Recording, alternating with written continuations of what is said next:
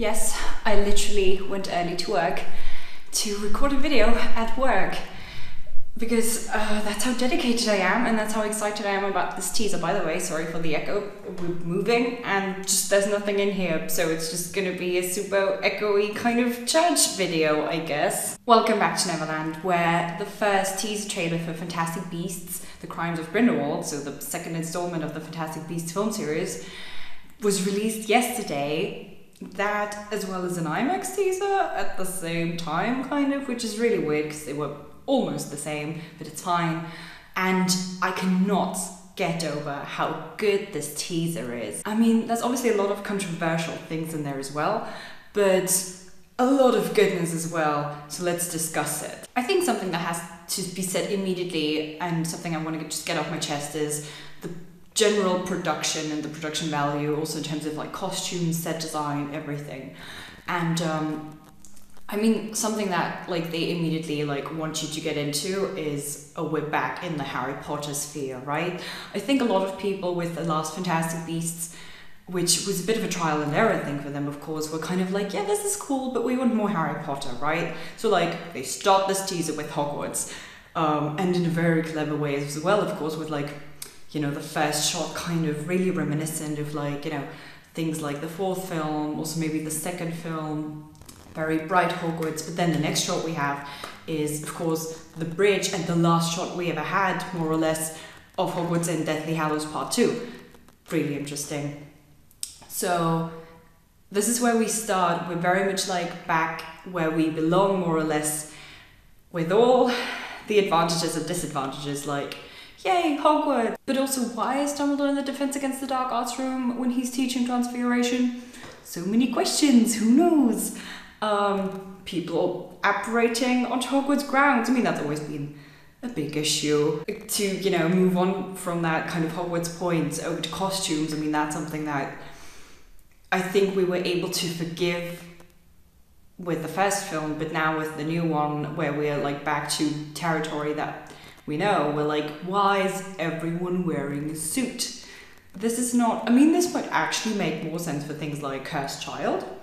And even in Cursed Child, they had like very cloaky things. But, you know, because Harry's generation is already wearing Muggle clothes, like even the wizarding community, you're like, okay, yeah, they would probably wear suits later on. But like, this is in the past. They're supposed to be wearing cloaks. And Dumbledore does in like his Harry Potter run, so why wouldn't he in Fantastic Beasts? Like, it doesn't really make any sense. I understand that it has to like appeal to people, but this is just so out of character. I hate it so much. I'm sorry. I'm not gonna complain too much. I really like this teaser. But then of course, also in terms of sets, I mean, we see all of these amazing cities.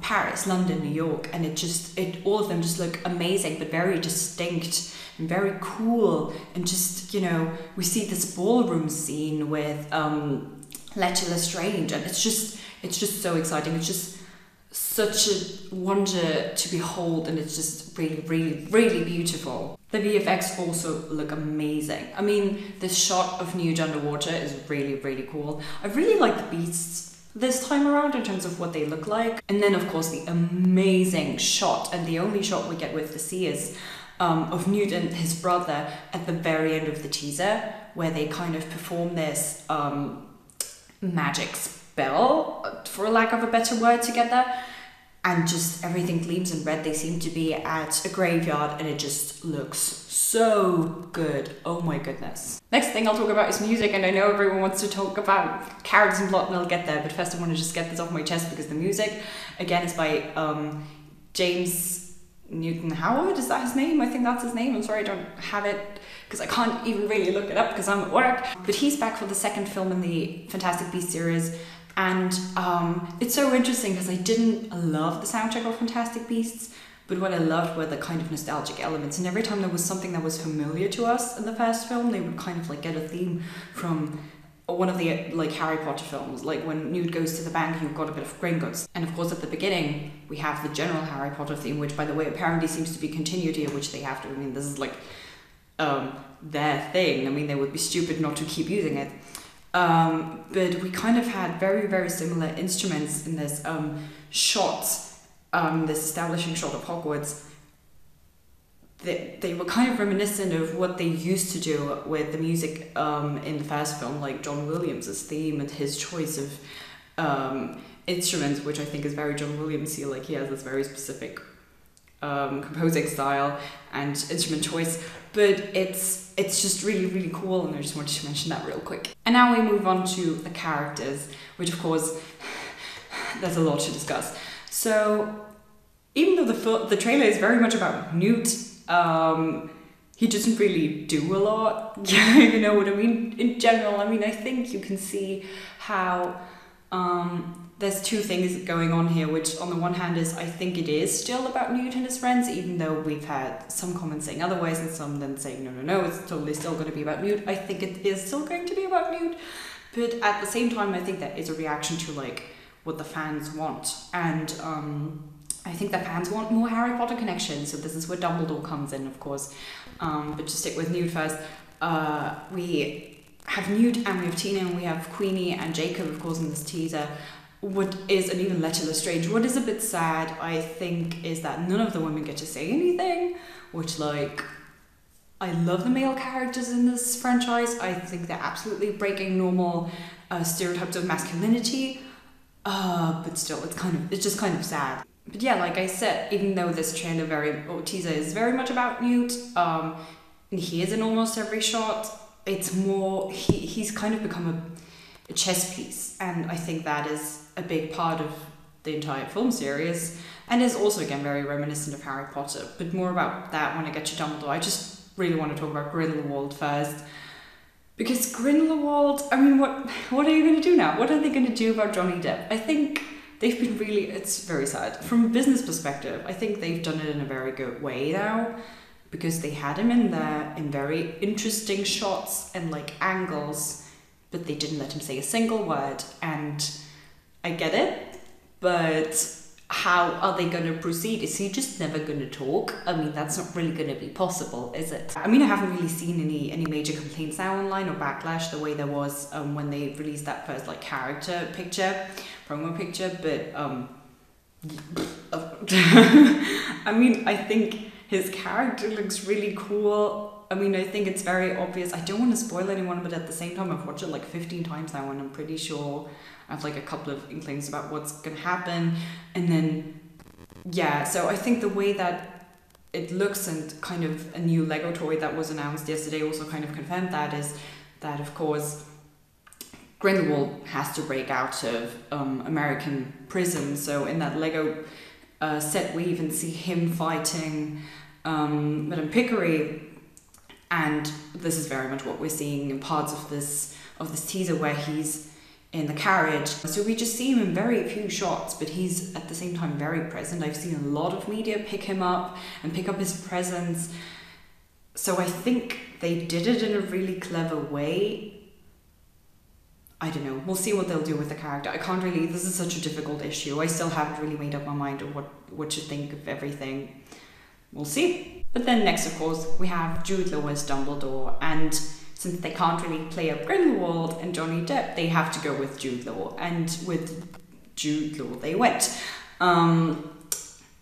This is basically Dumbledore's trailer, and the thing is, when I first saw it, it was like, I mean, I said this last time already, but I think they probably should have had the hair grow longer. He at least needs the glasses.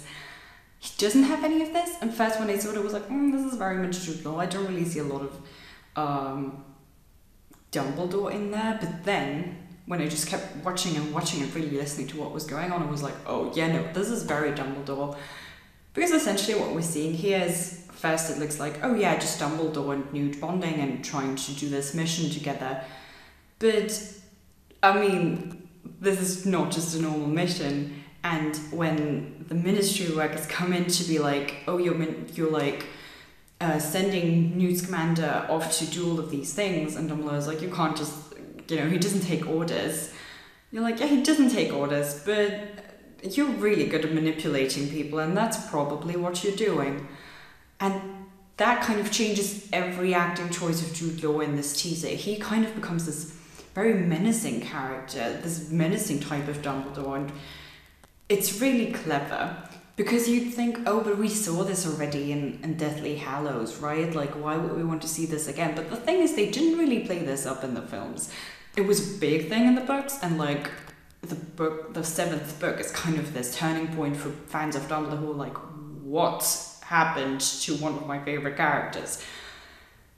But in the films, I mean, yes, you're like, you know, the very, like, Snape's memories, obviously, they're like, oh wow, Dumbledore knew all along, but then you immediately have this redemption scene, of course, when Harry's dead, and you're like, okay, yeah, no, it's fine, like, we get it. But in the books, this is like a long journey throughout the book with Harry wondering, who is this man? Why do I trust him so much? And they get to play this up here, of course, because most people either haven't read the books, forgot about them because they've seen the film so much. I mean, the film has more or less become canon, apparently, because Joe wrote this and it's supposed to be canon, but people are wearing suits instead of cloaks, so this is where we are now. It's just really interesting, and I find this kind of grey kind of Dumbledore really, really interesting, where he's like, you have to pick a side, and that kind of sentence or statement gets a completely different meaning when you're not sure what Dumbledore is up to and why he's manipulating you. Does he really want to save the world? Is he just, what's he doing? You know what I mean? We don't know what kind of man Dumbledore is here, and I think that's really interesting. And it also completely changes the first film, which perhaps it was like, oh yeah, Newt just went to like release the Thunderbird, and then you're like, was he though? Because Dumbledore might have, you know, the way that Dumbledore does his spy work, like his research, he's like, oh yeah, Grindelwald is going to New York, or has gone undercover in New York, because probably something having to do with Obscurus, with an Obscurus. So he's like, hey Newt, you know, and then like kind of manipulating him to go there somehow. Maybe he's got something in his hands against him. I mean, who knows? It's just really interesting. So here we have the Thunderbird first, which of course, as like naive new viewers, we didn't know. So who knows what's going on there? And now we have the circus in this one. And I think this is just probably, and that's why Newt, you know, he kind of, someone, and I'm guessing it's Newt, ripped apart that photo of Paris, which maybe he got somehow from Dumbledore being like, go to Paris. And, you know, telling him to go there officially because of the circus thing, and, you know, Newt must be all against circuses, and this is, of course, also where Credence shows up again. And that's why Grindelwald would be there, right? Because maybe he got wind of Credence still being around. It's just really interesting, and just kind of with this teaser, a lot of puzzle pieces are kind of coming together. But the thing with J.K. Rowling is, no matter how great the theories are that we come up with, her version is always so much better, so I can't wait for like what's actually going to happen. Something else that I think I'm reading out of this trailer, especially with the end, is that we know right now that Theseus Scamander is engaged to Leta Lestrange. But you know, him and Newt fighting at the very end of the teaser, this looked like a really important scene. It looked really interesting and cool. Also visually tells me that that would be one of the final scenes. So maybe Leta Lestrange at the, say, you know, Dumbledore doing spy and research work to see what's going on with Grindelwald. Maybe she did it the other way around and was then engaged to the Theseus Scamander. So maybe at the end they kind of break up and Theseus Scamander joins Newt. I mean, that would also be really cool. It kind of also reminds you of the whole Percy issue, although it's more difficult than that with Percy. You can watch my video about that. So there's a lot going on in this teaser. This was the first time ever that I was like, I would love to go through this frame by frame, but I don't think Warner Bros. Would let me. They hardly let me keep my trailer reaction up, so we'll see if I can do that in the future. But I really, really, really enjoyed it. I can't wait for more promo material and more teasers and trailers. I really, really want to do a reaction for the actual proper trailer, the first actual proper trailer that we get. So like, stay tuned for that. Let me know in the comments what you think of the teaser. You know, what's your opinion on this whole kind of controversial issue revolving around Grindelwald and Johnny Depp's character? What did you think of Dumbledore? How is Jude Law doing in your opinion, and what do you think about the theories that I came up with regarding how everything fits together? As always, you can like the video if you liked it, you can subscribe if you want to see more of me in children's entertainment, you can follow me on Twitter or on Tumblr for regular updates on my videos and children's media in general, and thank you so much for watching. Bye!